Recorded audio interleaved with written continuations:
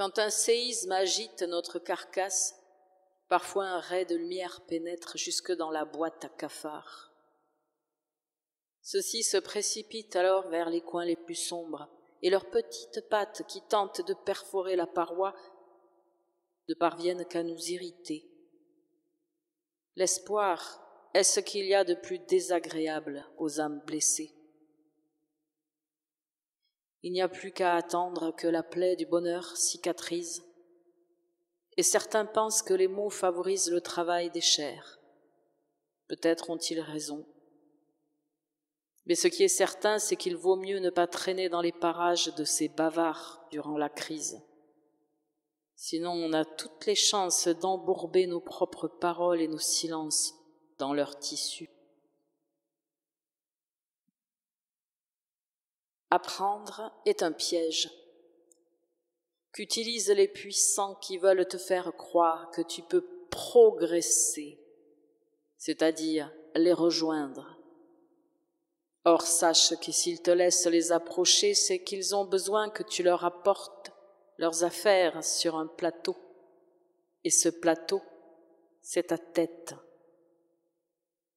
Ton service effectué, ils te renverront à tes ruminations.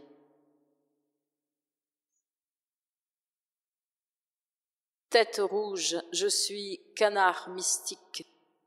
Mon ascenseur mental est resté bloqué au dernier étage d'une montée d'acide à Disneyland. J'attends que les secours viennent me scier le câble pour la grande plongée karmique.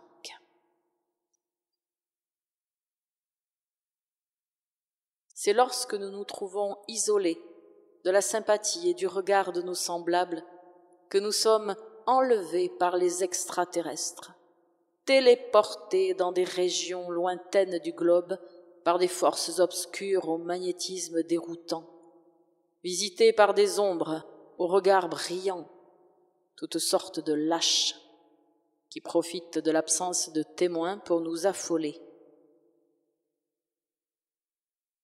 C'est dans ce sentiment de solitude intérieure que ces lâches, sous couvert de délire, plantent en nous les germes de leur existence.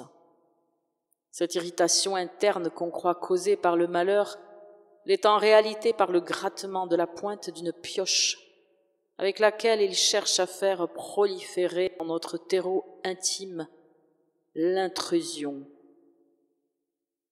Nos larmes constituent cet engrais qui seul alimente la poussée des hordes saccageuses.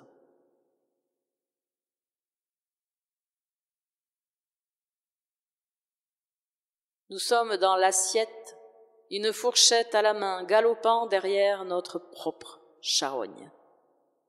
Nous sommes dans l'assiette, et les jours de colère, il ne nous reste plus que des débris de monde.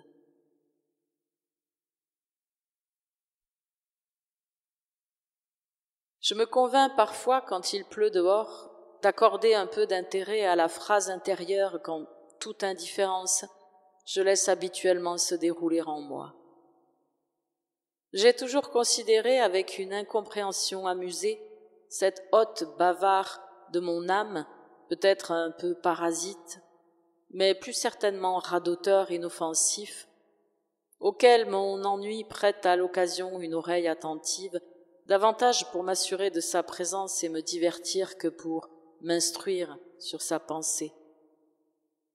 Sans doute cette distraction à l'égard du parolier interne explique-t-elle que je ne me décide toujours pas à apprendre par cœur mes opinions diverses, ni à structurer la pensée de cet intrus qui, de toute façon, me hante, c'est-à-dire à la manière d'un fantôme, individu auquel, toute précaution prise, on est au bout du compte pas obligé de croire.